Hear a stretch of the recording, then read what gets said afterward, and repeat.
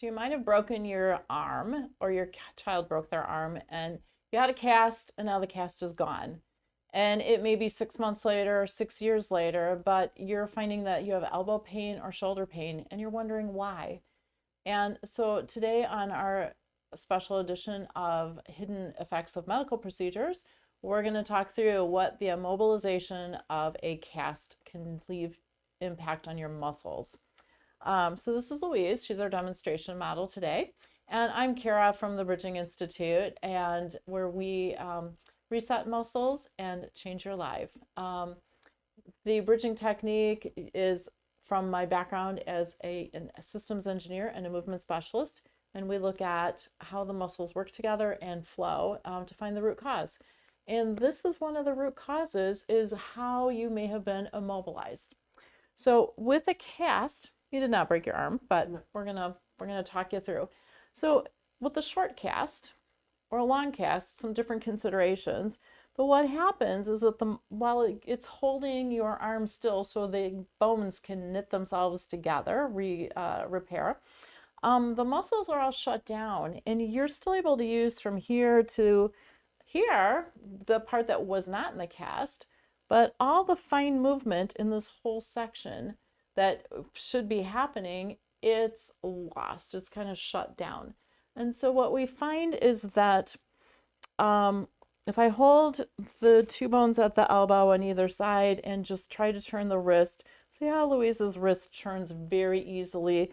The radius, that's the bone on the inside edge, it just rotates in place around the outer bone, which is called the ulna. But what we'll find is that rotation, you go to just easily move, nothing moves. And instead, like you're like, but I can move my arm, but you're not turning here, you're actually turning up at the shoulder instead.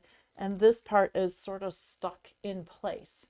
And so what we find is that if we kind of hold one end of where that cast had been, and then usually right around the fingers where the other edge of the cast had been, and just hold there, the two edges, you're going to start to feel an exhale, like, the poor muscles, they're just finally able to take a breath. And then we just rock back and forth just ever so slowly, and you'll start to feel it's like a candy cane untwisting.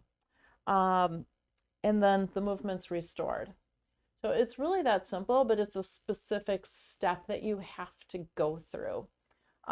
If the cast went above the elbow, similar, it gets much more complex because of all the transitions around the elbow.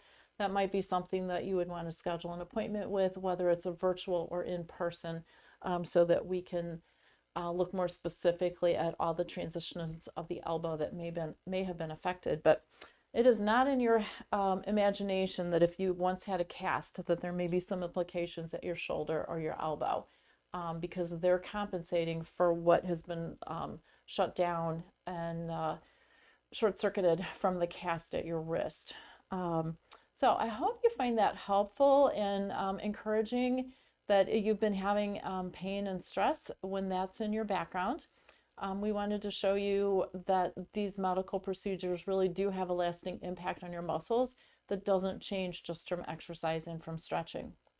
So if you found this helpful, give us a like and subscribe so that you get the next in this series of Hidden Effects of Medical Procedures. If you're a professional, we do teach classes and workshops on this, so we would love to have you join us, and the information is on our website. See you in the next part.